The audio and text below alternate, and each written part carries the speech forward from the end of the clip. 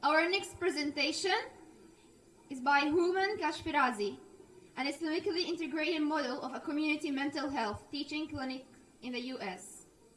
Please, Dr. بسم الله الرحمن الرحيم الحمد لله رب العالمين وأفضل الصلاة وأتم التسليم على الذي من أرسله الله بالهدى ودين الحق ليظهره على الدين كله ولو كره الكافرون والمشركون أما بعد السلام عليكم ورحمة الله وبركاته.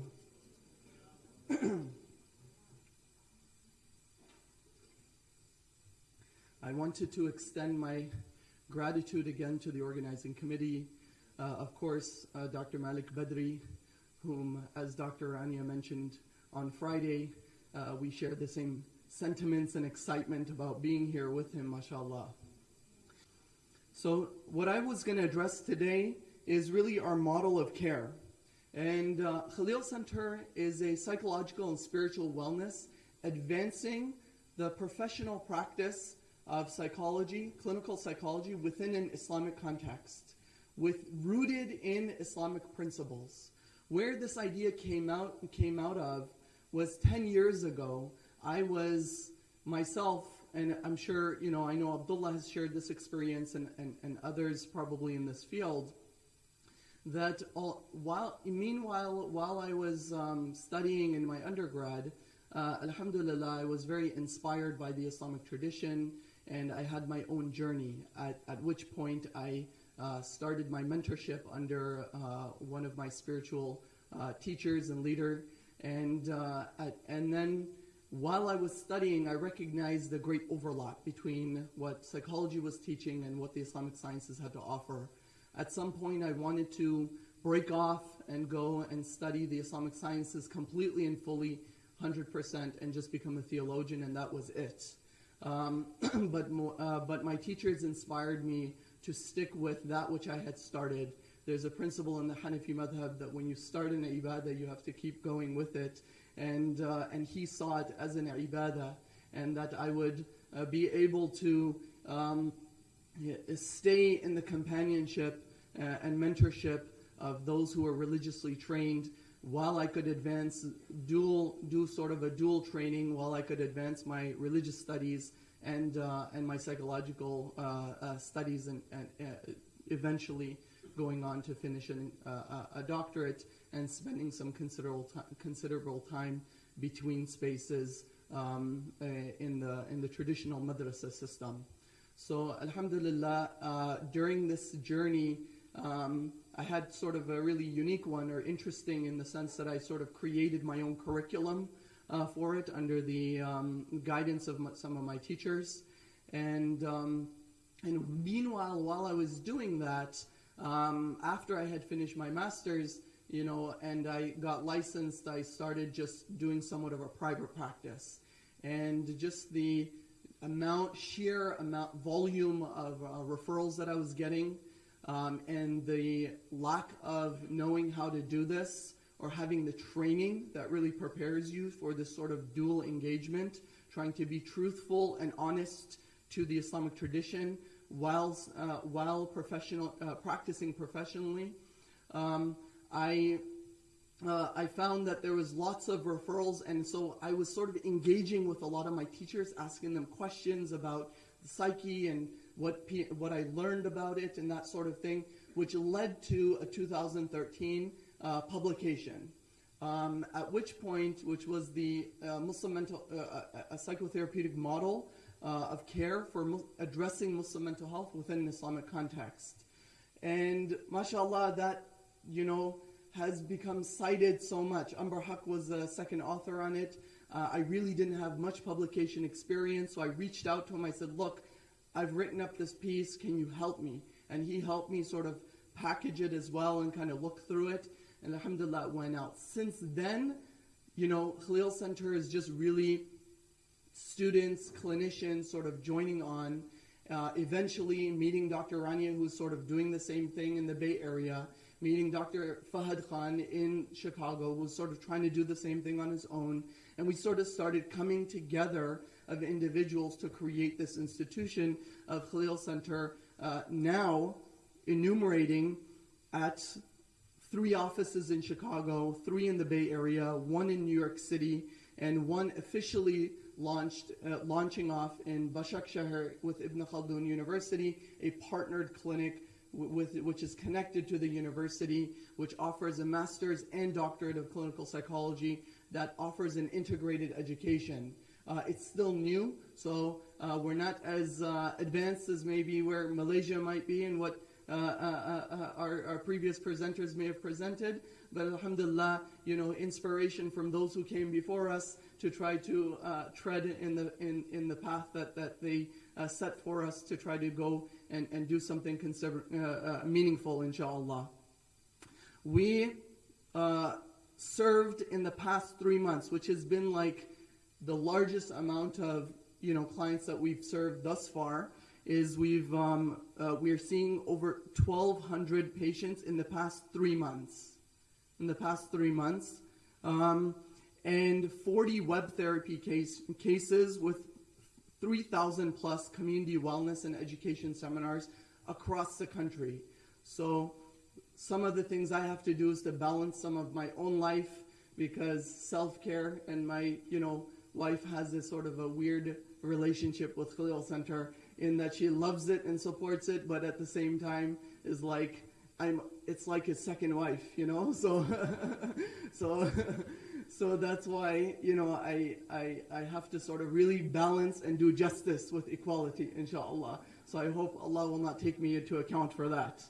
So Khalil Center exists within the context of other spaces, as has traditional Muslim societies always existed. Khalil Center sits right in the middle, where there's a connection with the madaris that give intellectual information or insight and education, as well as referrals. And then we have the masajid, in which we're doing community space work and support groups, taking it to the masjid, doing workshops and seminars in the masajid. And then the traditional khanqa or the takyas, or the zawiyas, whichever language you have of your preference here. So that's sort of the context of Khalil Center. What I wanted to address actually was, I think, sort of the roots of Khalil Center. What is where is it situated? And whenever we talk about any sort of field of integration or any set of sciences or knowledge, we have to talk about our epistemology. And I think if we don't talk about epistemology, then we're going to really mix a lot of things up, right? And so this is what the presentation of a Sunni, Ahlus Sunnah wal Jama'ah kind of presentation of what is our epistemology according to our tradition. Whenever we call something Islamic, we have to root it within the Islamic sciences. That doesn't mean that it's dismissive of other things. It just means it allows us to able to understand where to position things, where to put things, and putting things in perspective. So our epistemology, first of all, does not draw a distinction between sacred and secular spaces. There is no such a thing as secular sciences or sacred sciences. The Muslim world never struggled with this dilemma of having to look at secular and sacred sciences. This is a post-colonial phenomenon that has come into the Muslim world, because it was, as Dr. Rania presented, meanwhile, while the Muslims were engaging with the sciences and hard sciences and dealing with philosophical questions, the Christian world was in the Dark Ages. And so it was only through reading the works of Muslims did later St. Thomas Aquinas get inspired to start talking about, and we had scholastic theologians in the Christian world that attempted to really bridge reason and science and revelation. And so at which point the scholastic theologians fail, and then you get a true separation of church and state, secular and sacred spaces. In the Muslim world, this never occurred. It was adopted within. This is why Western psychology, when it initially entered into the Muslim world, was such a foreign concept to the populations that it attempted to serve. However, that is not to say that we are going to dismiss it altogether. So the epistemological framework that I use is based on the Ahlul Sunnah wal Jama'ah, which relies upon the Maturidiyya and the Ash'ariyya, the Ash'ari kind of Aqidah. These are the two major kind of orientations to the Ahlul Sunnah wal Jama'ah. And what we want to do is use this epistemology in order to filter information, right? As Malik Badri, mashallah, has done in his work that Paul actually published and with Skinner about the filtering approach. And they listed Malik Badri as sort of the most prominent figure in this orientation to filter Western psychology. So why is it so important to connect, first of all, to the Islamic legacy? Because of the fact that if we don't orient or ground ourselves in a particular tradition, then we're going to have a lot of problems. Our tradition, the way it works, is that it is it's by chains. It's a silsila of knowledge, isnad. You know, that Abdullah bin Mubarak, who was a great tabi', rahimullah, he said, لَوْلَا الْإِسْنَادِ لَقَالَ مَنْ شَاءَ مَا شَاءَ. That if it was not for the science of corroborating knowledge and tracing it back to what? Allah and His Rasul, then anybody could have got up and said whatever they wanted. And so whenever we want to speak about something, we really have to ground it within the Islamic sciences. And this gives us an orientation to be able to do so. And so our scholars have done us a great service by doing istinbat, extracting from the Quran and Sunnah, and giving us a skeleton. What is that skeleton? Well, let me refer to one of the ayat that they refer to. إِنَّ فِي خَلْقِ السَّمَاوَاتِ وَالْأَرْضِ وَاخْتِلَافِ اللَّيْلِ وَالنَّهَارِ لَآيَاتٌ لِأُولِي الْأَلْبَابِ. That verily in the creation of the heavens and the sky and the changing of the night and day, you have what? Ayat. Not signs. Don't say signs right now. Let's stick with the word ayat. Okay? What do you read when you're reading Quran? Ayat. Right? Of the Quran. So, what is Allah telling us? That there is a source of knowledge. And that is the reflection of the heavens and the earth, and looking into the creation, the sunnah of Allah, that you have to come to the conclusion that there must be a creator. And then what it does is it does i'jaz, that it causes you to become debilitated, to have to accept the khabar from somebody who comes to break that sunnah. You look around and you see that things work in an order, but then the Prophet ﷺ comes and he breaks it and he says, I'm coming from Allah subhanahu wa ta'ala, I come with a message verifying the truth of that which has come from before you. So now here is the message comes to us and we have to accept it, so we get the khabar, which is the Quran and the Sunnah. But we don't want to dismiss empiricism. The sensory, al-hiss, Hiss and Aql al-Salim and Khabar al-Sadiq. These are the three asbab al-ilm. Right? These are the three sources of knowledge. Now in the sensory, that we would say this is through our five senses. This is what they say. And so all of these streams of knowledge are actually equal in truth value. This is something that is a misconception among Muslims, that science, like established science, okay, first of all, established empirically observed science is somehow less of information than what Quran might say. It is not. I'm citing the Ahlul Sunnah wal Jama'ah sources here. The difference is in sacredness, not in giving truth. It gives knowledge, but it's different in sacred. You want value. You're not going to pick. It's not muqaddas. It's not holy. It's not a holy scripture. This Quran is a sifa of Allah subhanahu wa ta'ala. It's a non-created kalam, speech of Allah subhanahu wa ta'ala. But science is who created the world and everything in it, and the human being. How do we get to the idea that we have to accept that there's a creator? By being able to reflect on the fact that there are signs, just like the signs that come through khabar. The other component is rationality. We also accept rationality, the aql, al-aql al-salim. Okay? So now, when we say that that there's everything, the sum of a whole is the composite of its parts, right? That is something from aql. In fact, in madrasa there's a subject. It's called mantiq. Have you ever heard of it? It's called mantiq. Okay? It's in the Islamic curriculum of most madaris, if not all of them. Where did it come from? Where's the origin of it? Of the tartib, of the usul, of the way that you actually do logically debate. Does anybody know? Logic in madrasa. It comes from Aristotelian logic. Right? Now, the Muslims took it. Al-hikmatu dhalatul mu'min. فَأَيْنَمَا تَجِدُهَا فَهُوَ أَحَقُّ بِهَا. Wait, أَحَقُّ بِهَا. That's the point of emphasis.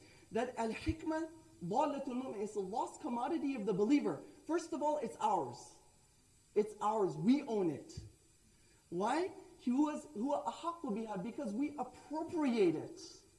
We appropriate it where it's supposed to fit. So, what is most of psychology? Is sensory and aql. Philosophical speculation, which also fits in some speculation and proven proofs. So let me show you the difference. There's all of these have degrees of truth. Okay, degrees of truth. Quran is qat'i. Okay, it means that it is definitive, that it is objective knowledge. It cannot be disputed. Okay, so whatever anybody says, whenever it's qat'i in its ma'ana, in its meaning, then it's definitely definitive. However, let's take an example where we say, what if we have definitive knowledge about something else, like science, something empirical that is qat'i? What do? What we have to do is we have to say that Quran is definitive. There's no doubt about it. And Allah definitively created something in which there's no disagreement. There's tawatur al-akhbar, right? Tawatur al-a'ra. That there's a consensus of agreement upon everybody that something exists, right? That the human has eyes, that the eyes have functions to see. Anybody can dispute this? No. If we have something in Quran that seems to indicate the contrary, it means we misunderstood it. So what we have to do is, this is what we call in the majal of fiqh issues, of ikhtilaf. Oftentimes you find that they have ta'arud. There's two evidences that are seemingly contradicting with each other. So what do? You have to do ta'ammul. Means you have to go and you have to look at it and investigate the matter further. This epistemology gives us a framework for being able to understand where do we put science, how do we take it, and what do we leave. The filtering approach that Dr. Malik Badri is talking about, this is an orientation to be able to give us that. Now, how much time do I have? How much do I? That's subjective. We need objective. Okay. 10 minutes. She gave me subjective knowledge. Dhanni, I want qat'i. Okay? So I still have 10 minutes. So we have to look at, there's a strength of knowledge. That which is strong, that which is speculative, and that which is ghalabatul dhann, which is probable, most probably true. And I'm not going to get into the science of this, it's beyond the scope of my presentation. There's a methodology of looking at evidences, their sources, and trying to figure it out. This is why I say it's necessary for people to get some coursework in these very basic Islamic sciences that's going to give you that lens of being able to see how do you deal with your science. Okay, the other thing is subjective and objective knowledge. So when we talk a lot about clinical experiences or even metaphysical experiences, Sufi experiences, mukashafat, Where did our mashayikh put that? Where did the mutakallimin of the Ahlul Sunnah wal Jama'ah, where did they position it? They said it's true, but it's personal truth, not objective. And the reason why I'm making this distinction is because as Ahlul Sunnah wal Jama'ah, when we're creating a methodology that's going to be teachable for others, we have to think about two things. One is objective information that we're going to teach, teachables, and then that which is subjective, that's more of a stylistic or personal, right? And so dreams are important, but we cannot take dreams necessarily as a model of psychotherapy that we're going to teach everybody. We can teach how do you deal with dreams, so I'm not dismissing it. We can teach how do we deal with it, but we cannot say this psychologist had a dream like Freud did, for example. I'm not attacking a psychoanalytic, by the way. I'm just giving you an example that even our mashayikh, they would say this is not a hujjah, that la yufidul ilm, that you cannot take ilm from something that is based upon the dream of a sheikh. That is not an objective standard of a model. You have to ground it in an objective standard to be able to orient it within the nusus, within the Quran and Sunnah. And then there's a place for tasawwuf, there's a place for dreams, but we just have to appropriate it. That's the distinction. Now, the other question I was going to ask, that just to dispel any misconceptions. You know the horse analogy that Professor Skinner used? The horse analogy of Imam al-Ghazali. Yes? The horse, the nafs is a horse, and it needs to be trained. Who said it? Imam al-Ghazali said it. Does anybody know anybody else who said that analogy? Huh? Galen, the Greeks. Exactly. My point exactly. Today, most people don't even know that.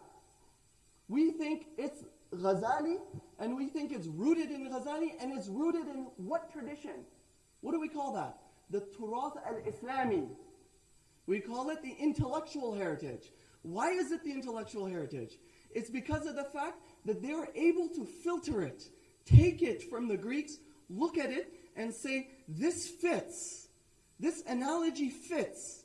And so, if anything, psychoanalysis, CBT, EFT, I'm not going to discriminate. Whatever of the dhanniyat you have. Dhanniyat means that they're not qat'i, they're not definitive, they're speculative. That we're attempting, even our ontology is speculative. Our mashayikh, we have not been given knowledge of ruh. What we do is we try to understand it, take from nusus, take from information, akhbar, these things, and we try to create. But when we take it, we have to look at, does it fit with our primary skeleton and understanding of what it means to be a Muslim according to the Ahlul Sunnah wal Jama'ah. Why do I keep saying Ahlul Sunnah wal Jama'ah? Not to be divisive, but to be honest. For academic honesty. Because everybody will make a claim to Islam. They will say, I don't agree with your approach. That's okay. Don't agree. This is a we have different approaches. That's why I said there's cohesion and diversity. We know there's going to be many Islamic psychologies. This is just the beginning. MashaAllah, it will happen.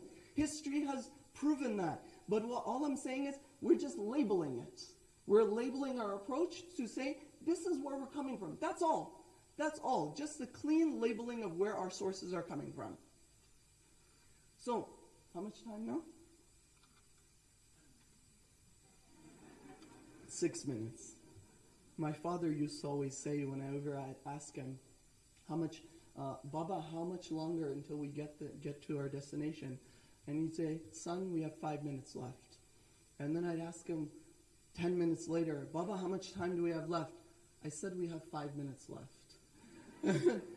Baba, how much time do we have left? Son, let me tell you something. Whenever a man says something, he's consistent and he sticks with it. I said 5 minutes, we'll be there in 5 minutes. The answer won't change. MashaAllah. These were one of those car ride teachables. So, alhamdulillah. So, other thing that's very important. What are the Islamic sciences? When we say mental health, these are the Islamic sciences. they arose by any other name. Our mashayikh have different names to call these. So you might call it aqidah, tasawwuf, fiqh al-batin. There's fiqh al-akbar, fiqh al-awsat, fiqh al-asghar. It can vary. But the idea is the same, that there are three sciences, they go by various different names. Mental health is in the middle. Mental health has to be in the middle. You can sub out anything for mental health. It's whatever we're dealing with has to be positioned within that in order for us to say it's Islamic. So we have al-fiqh al-akbar, and you can see a Hanafi bias here. Hanafi, al-fiqh al-akbar is the aqidah work, the great manifesto of Imam Abu Hanifa. So yeah, we have al-fiqh al-akbar on that side, which all of this kalam, where does it come from? Aqidah. Asbab al-ayn comes from aqidah. Then we have what? Fiqh al-zahir. Fiqh al-zahir is our fiqh. Prayer, salah, what's halal and haram, what we generally know as fiqh. Is there kalam amongst our fuqaha regarding what is the status of somebody who's mentally ill? رُفِيَ الْقَلَمُ عَنِ الثَّلَاثِ الْمَجْنُونُ حَتَّى يَعْقِلُ أو كما قال عليه الصلاة والسلام. That the pen has been lifted from three, from the majnoon, the legally insane, not clinical. Legally insane, because it's a different field. It's a different field. We have to qualify our terms. Legally insane until they have gained consciousness or aptitude or mental competency, which is probably a presentation on its own, al-aql and mental competency. I wrote my PhD thesis or doctorate thesis on it. So the fiqh al-batin, the fiqh al-batin is what we generally know as tasawwuf, which probably has the greatest convergence with dealing with human behavior. Generally, the scope of tasawwuf is to deal with human behavior. However, our endeavor here is not tasawwuf. It should not be solely tasawwuf. We have to respect tasawwuf, we have to bring it in, but modern psychology is not tasawwuf. We are not going to psychologize our tradition. And here's what I'm going to say to help us differentiate the two. Imam al-Ghazali says very beautiful thing. إِذَا أَرَادَ اللَّهُ بِعَبْدِهِ خَيْرًا بَصَّرَهُ بِعُيُوبِ نَفْسِهِ. If Allah wants good for a believer, He will give him awareness of his deficiencies. Right? But we say, so how do you get that? You want to know self-awareness, your sicknesses? How do we get that? He says, وَلِهَذِهِ الْمَعْرِفَةِ طُرُقٌ أَعْلَاهَا أَن يَجِلِسَ بَيْنَ يَدَيَ شَيْخٍ مِنْ مَشَايِخِهِ. The best way to do so is to go and sit with the most ali, the greatest modality that we know in our tradition is to sit with some of the mashayikh in the khanqa, in the taqiyya, in the zawiyas. Then he says, وَيَشْتَغِلُ بِمَا يَأْمُرُهُ فَعِنْدَ ذَلِكَ يَنْكَشِفُ لَهُ تَارَةً وَتَارَةً يُكْشِفُ لَهُ شَيْخُهُ. So it says sometimes you do something. Has anybody seen Yunus Emery? Yeah, I showed this to my students this week at Ibn Khaldun. So he goes, there's a guy, he's got takabbur. He goes to the khanqa and he's like, Sheikh, I'm a qadi. He goes into the khanqa, he wants to do spiritual islah, and he keeps offering his opinion. So then the Sheikh tells him, listen, I'm going to give you a wonderful dhikr. And he says, what is this dhikr? And he's so excited. Yes, taraqi, I'm going to go up in the stages of spirituality. What is this dhikr? He says, the dhikr is, I don't know. What? He says, whenever somebody asks you something, say, I don't know. And it's like, oh. And then it shows he's having like a kalam with his nafs later on. Like his nafs al-ammara is like hitting with his aql and he's having this discussion. So it's a nice characterization of, say, that sort of experience. But the interesting thing for us here is وَالطَّرِيقَ الْأُخْرَى. What's the other way? There's another way, Imam al-Ghazali says. He says, أَن يَطْلُبَ رَفِيقًا صَالِحًا عَالِمًا بِأَسْرَارِ هَذَا الْأَمْرِ. Salihan, righteous. Abdullah talked about the hal, and Professor Skinner, many of us have talked about the internal experience of the person giving the treatment. Yes, very important.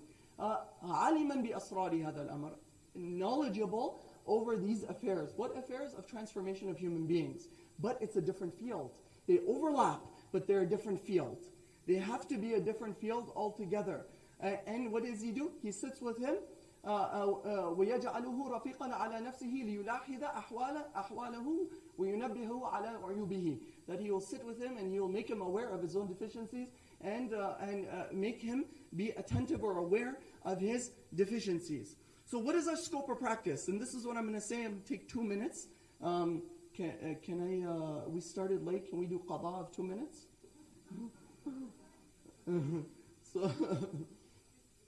So let's, is it okay? Abdullah, you're the gatekeeper. So, I mean,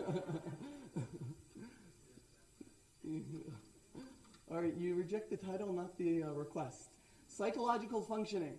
So, the scope of our practice, we should not think of ourselves or train our students to be Sufi mashayikh. We're not going to replace them. I don't know how to do that. I'm a student myself. I probably have takabbur and all sorts of like uyub that I probably don't even know of myself. Right? So I need help. Right? So I have some training. I can integrate these three things that I mentioned into what? A psychological context. A psychological context. And so what is it? We're talking about psychological functioning. Balkhi, look at the two different writings. Balkhi writes in the style of what? A tabib. He writes like a doctor. Ghazali writes like a Sufi. Okay? There's a distinction we need to take from Ghazali, but we can't take it and say we're going to do all Ghazalian therapy. We can say our model is rooted in Ghazali. No problem. But we have to translate it to a psychological context. And I think that's what's integrative about it, is that we have to think about it within a psychological context. So what do we need to deal with? Psychological functioning, both clinical, we accept clinical dysfunction. Yes, there's some social constructivism in that. We're going to reject that. Some work needs to be done on it. But we're going to accept certain categories. And then what are we going to do? We're going to treat it using, Abdullah said it, an understanding of the individual based upon a prenatal existence, the ruh, the fitra, the ruh that said, that was asked, alastu bi rabbikum, we said bala, and then we have the ruh that's going to go to Allah subhanahu wa ta'ala at the end, post-mortem. That's going to inform our postnatal functioning. So it has to be considered in it. So we're going to bring it in. We have to bring it in. But we're not going to, but we can't dismiss all of this stuff either. We're dealing with psychological functioning. That's our scope. That's our scope. Character virtues, tahdib al-akhlaq, and spirituality is definitely important. We're going to bring it in, but we are not going to do what we generally call what? Kamal. Kamal. We're not going to try to help them reach spiritual perfection, because that's not our majal. We cannot replace it. Unless you become kamil yourself, you can't do it for somebody else. This is the way that tasawwuf works. You have to be kamil in order to get it. And there are exceptional people that will do that. MashaAllah, tabarakallah. Those people, all tawfiq and Allah's blessings be upon those individuals, but it cannot be the standard that we teach for everybody. It's just not possible. So some of us will have that, and maybe one or two of some individuals in this room might have that, mashallah. But many of us others are going to be striving just like anybody else. Now let me just tell you about Khalil Center. What do? We're the largest provider of Muslim mental health services across the country. And so we provide prevention, intervention, and research and training. So we're like a teaching hospital, a teaching clinic. So our academic affiliations is with Stanford University, Muslim Mental Health Lab, most notably with Dr. Rani as the leadership over the Stanford Muslim Mental Health Lab, and clinical director at Khalil Center in the Bay Area. What do? We walk this through individuals. Our model is leadership has to be dual trained at Khalil Center. Leadership has to be dual trained. Individuals who come afterwards, they are going to aspire towards that. But again, it's aspirational. Even ourselves who are dual trained, we're not really fully dual trained. It's always aspirational. That's the way that the Islamic tradition works. We're all at different degrees and we're aspiring. So the more senior are working with the more junior. So they come in, they shadow us, they get to learn. We have every other week didactics. We have guest speakers. We have our model of care, which is the IAIP, Traditional Islamically Integrated Psychotherapy, taught for a year-long didactic at Khalil Center. And then research and publications that are being putting out and being disseminated. And so that's sort of the teaching clinic. And then we have the prevention, going to the masajid, and the intervention services where we actually service our patients. Our belief is that the incorporation of the Islamic tradition into clinical care will substantially increase clinical efficacy as well as increasing access to care. I want to show you some numbers. just in the little time that I have. Here's our numbers. This, mashallah, Dr. Fahad, he's like the brains, the aql of like Khalil Center, you know? Though brain and aql are a contentious term, so I'm not making a claim that it's one, right? So perhaps next conference we might have some sort of engagement about these intricate topics. So did you consider going to a non-Muslim therapist before coming to Khalil Center? 62% said no. Did you ever visit? Even those that considered didn't go. So over 77% of individuals, think about it. I want you to think about this. How many people are we serving in the past 3 months? 3,000. 3,000 individuals. 77% of which would never have gotten psychological care had it not been for for Khalil Center being around. Alhamdulillah, alhamdulillah, thumma alhamdulillah. But, so what is it that we're doing? How important is it that your therapist shares your religious values? Extremely important, somewhat important, and then how important is it that religion and spirituality is an essential process? 98% say somewhat important, extremely important. So Muslims, they want this, and there's another study that shows that Muslims don't just want an imam. They don't want an imam. There's a study that shows that American Muslims, at least, I'm not generalizing to all Muslims, maybe mashallah other places they love imams for their therapy. We all love imams for their therapy, I'm talking about. In American Muslims, they say that they don't want an imam for a psychological treatment. But then you ask them, do you want a professional? They say, no, we don't want a professional either. So what do you want? We want our cake and eat it too. We want both. Okay? We want a professional who's going to integrate professional practice and have a scope and place of professionalism, but that they are spiritually competent, not just sensitive. Not just sensitive. Not that they can just understand when you come through the door, I'm not going to shake your hand because you're the opposite gender, which is again contentious, right? But rather that they're able to situate their interventions within an Islamic framework that will effectively appropriate Western traditions and take them, and once it's taken, what do we call it? Islamic. Al-Islamu ya'lu wa la yu'la alayh. That we take it ahaqqu biha. That it is going to be Islamic, and in 1,000 years, when one of you from this majlis will compile the Ihya Ulum al-Din al-Thani, the second Ihya Ulum al-Din, that nobody will remember where it came from. They'll recognize it as Turath al-Islami. So that is what I wanted to say. And I hope that, you forgive me for any of my shortcomings and my boldness in the way that I speak. I get excited, obviously, in front of our elders here. وَآخُرُ دَعْوَنَا الْحَمْدُ لِلَّهِ رَبِّ الْعَالَمِينَ.